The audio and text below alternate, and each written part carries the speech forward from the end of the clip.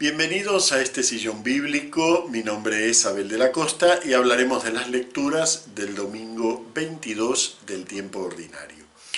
Hoy tenemos un evangelio muy interesante desde varios puntos de vista. Por supuesto desde su contenido, que es lo que trataremos de ir llegando, pero también este evangelio nos va a poner en camino de comprender cómo ha trabajado San Lucas como intérprete de Jesús para presentarnos su enseñanza, e incluso vamos a poder apreciar la tarea de los evangelistas, que a veces la tenemos un poquitito al costado, ¿no? Decimos, bueno, el evangelio en definitiva nos cuenta lo que dijo Jesús. No, nos cuenta lo que dijo Jesús, lo que enseñó, lo que hizo, pero también lo cuenta aportando una pedagogía. Hoy la tenemos muy clara esa pedagogía, muy presente, porque no vamos a poder entender el Evangelio si no comprendemos cómo está recogiendo San Lucas la enseñanza del Señor.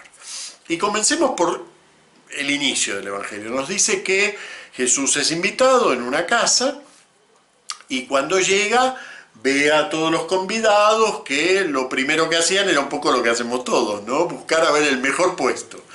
Y entonces les propuso, dice aquí, les propuso esta parábola. Algunas traducciones pueden decir este ejemplo. Pero de todos modos, diga parábola o diga ejemplo, la palabra no parece encajar muy bien con el contexto.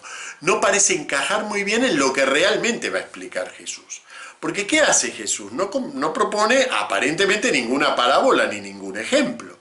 Propone una enseñanza. Dice, bueno, cuando llegues a un banquete, como invitado, no escojas el primer puesto, escoge el último por esto y por esto. Entonces eso no es una parábola, no es tampoco un ejemplo. Sin embargo, esa frase, ¿quién la está diciendo? Obviamente no la está diciendo Jesús, la está diciendo San Lucas.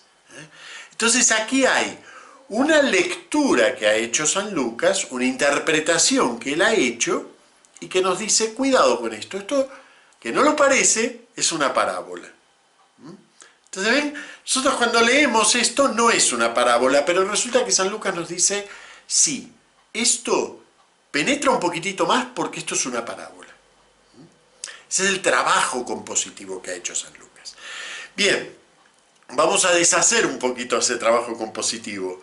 Y al volver a hacerlo, al volver a armarlo, metiéndonos en cómo entendió San Lucas esta enseñanza, comprenderemos mejor por qué dijo esto es una parábola. Y también aprenderemos realmente la enseñanza de este evangelio.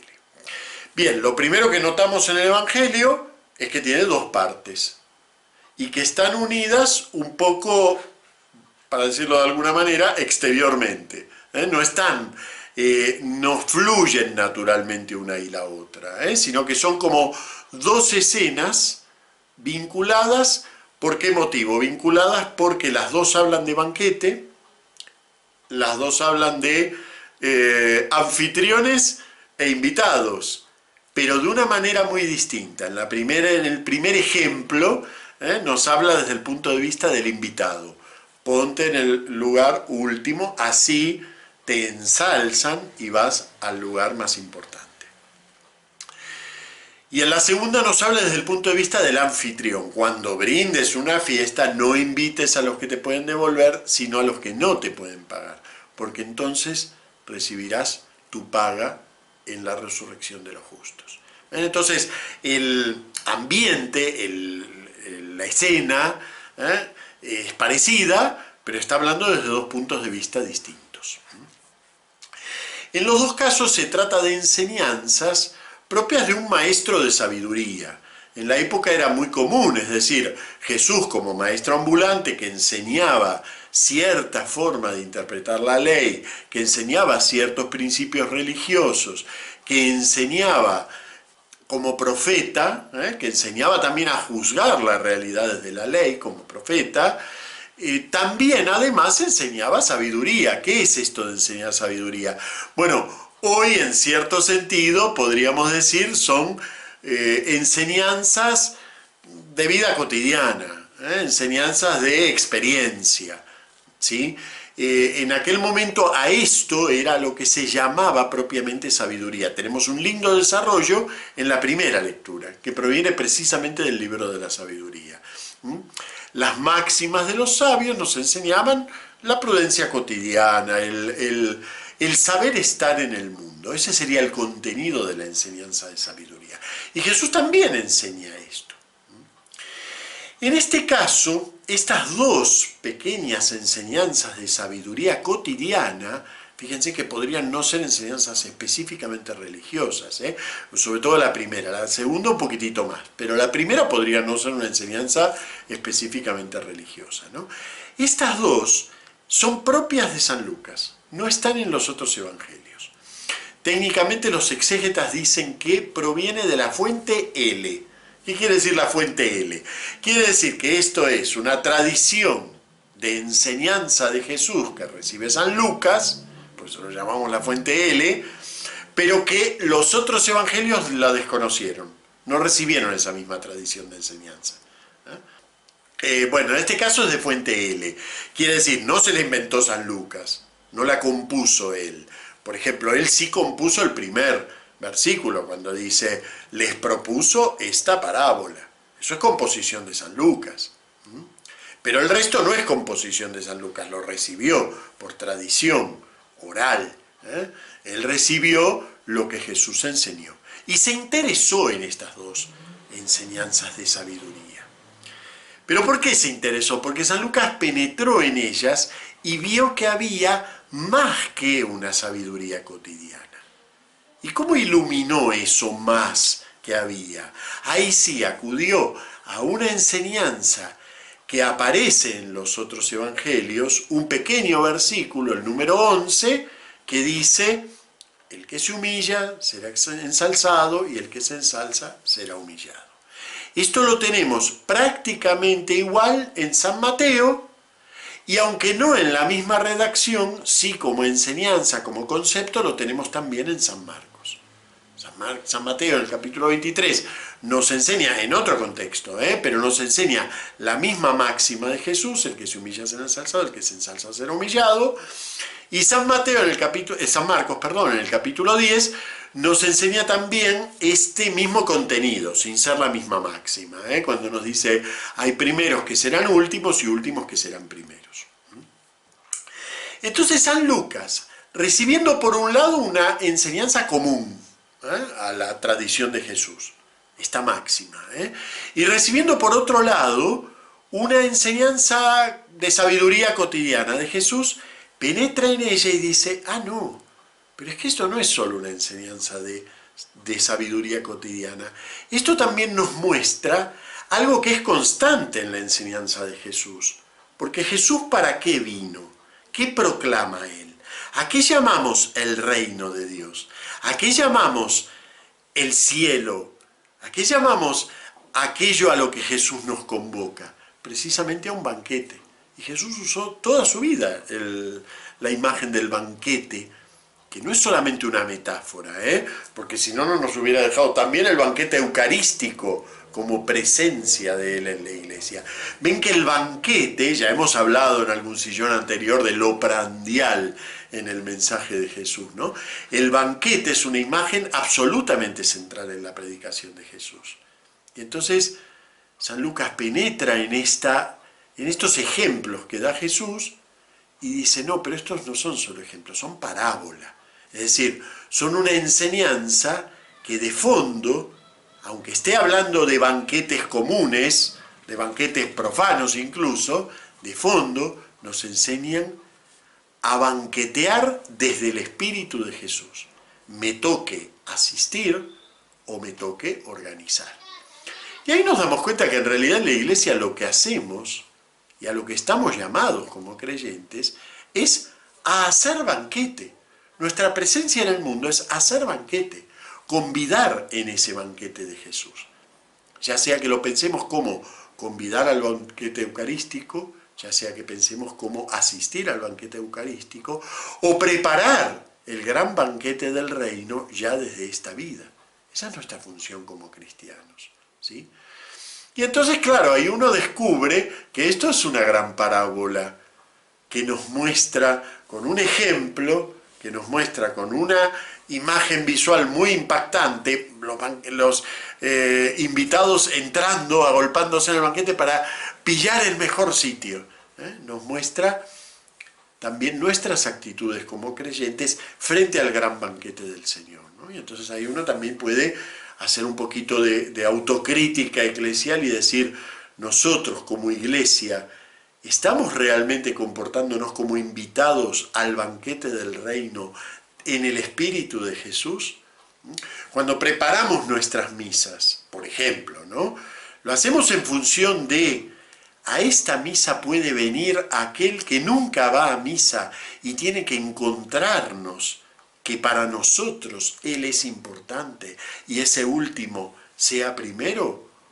O tenemos una actitud de yo preparo la misa y como la preparé yo me reservo el primer asiento, y la misa ante todo la tengo que entender yo y me tiene que gustar a mí, porque nosotros somos la pequeña comunidad que la hemos preparado.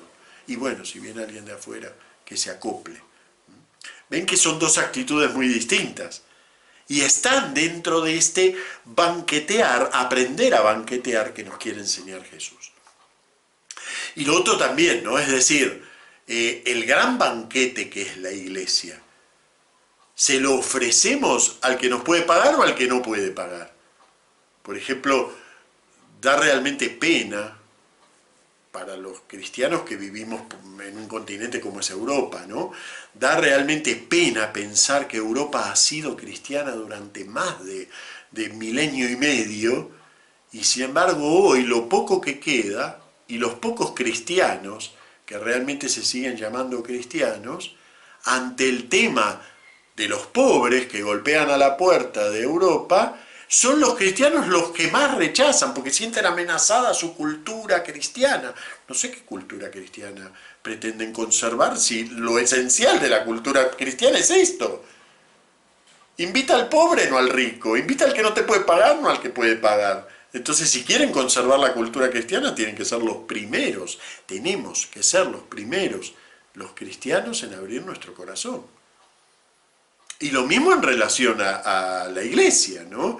Es decir, ¿qué iglesia queremos conservar de pureza, de iglesia impoluta, si no somos capaces de invitar a aquel que no entiende nuestra fe, aquel que está perdido para nuestra fe, como ha hecho Jesús a lo largo de toda su vida, ¿no? Invitar a aquel que estaba perdido para la fe de Israel, que ya no tenía caso invitar, el publicano, el pecador. Bueno, Jesús lo practica esto que dice, no se limita a enseñarlo. Bien, esto respecto del Evangelio. Ahora resulta que cuando vamos al Salmo nos encontramos con que el Salmo resume muy bien esto, y lo resume desde la perspectiva misma de Dios. Preparaste, oh Dios, una casa para los pobres. En el caso de la traducción de Salmos Blasco es ligeramente distinta, pero el sentido es el mismo, ¿no? Has preparado, Señor, tu casa a los desvalidos. El sentido es el mismo. Antes de ir a la antífona del Salmo, me gustaría pasar un segundito, aunque sea, por la segunda lectura, que hoy sí, claramente, no tiene ninguna relación con el Evangelio, porque no tiene por qué tenerla. La segunda lectura ya sabemos que sigue su propia línea entre los domingos anteriores y los siguientes. Es transversal a los domingos. Pero a veces le encontramos relación, hoy no. Sin embargo, es una lectura que tiene una hondura muy grande, la de hoy. Es Carta a los Hebreos, capítulo 12, luego una muy profunda reflexión. Carta a los Hebreos es un texto teológicamente muy difícil, pero bueno, hasta esto les diría podría ser un gran resumen de lo que es Carta a los Hebreos, de lo que es su planteo. Nos hace una contraposición. Vosotros no habéis ido a tal sitio sino a tal otro.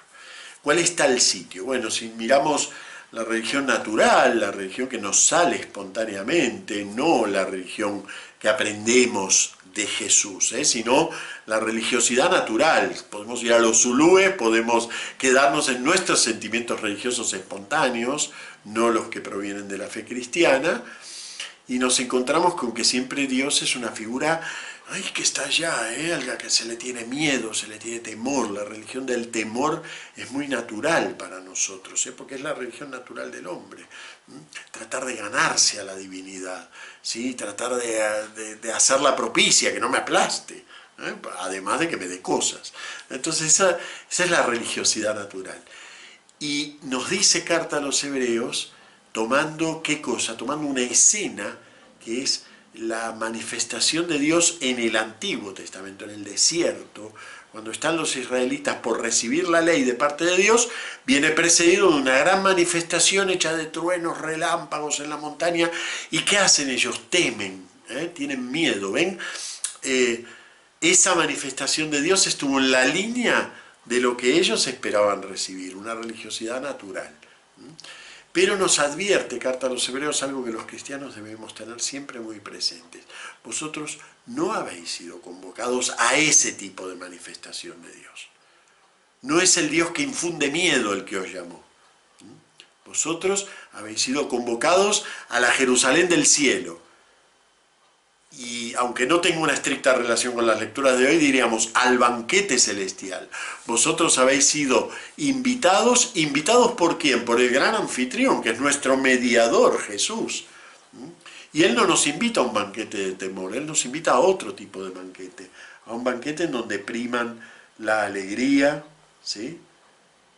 La congregación de los primogénitos inscritos en el cielo, almas de los justos que han llegado a su destino, Miren qué belleza la formulación esta, ¿no? A veces pensamos que todavía hay que ganarse a Dios, a ver si nos mira. No, han llegado estos justos al cielo. Bueno, a eso estamos invitados nosotros. Vamos a preparar la casa para los pobres con la antífona tomada de Salmos Blasco, como cada fin de semana. Y hoy es un poquito difícil de cantar para mí, vamos a ver si me sale. Dice así. Has preparado, Señor, tu casa a los desvalidos. Bueno, muy bien. Nos vemos el próximo Sillón Bíblico. No se olviden de darle de comer al algoritmo y además, si en alguna parroquia, con este pequeño estímulo que doy de cantar la antífona del Salmo, se animan, en vez de leerla, cantarla, ensayarla un poquito, cuéntenmelo en los comentarios. Me encantaría saber que, entre otras cosas, el Sillón Bíblico sirve para difundir esta tarea importante que es cantar la antífona del Salmo. Esa es la naturaleza de esta antífona, es cantada. No es hablada. Bueno, muy bien, hasta el próximo fin de semana.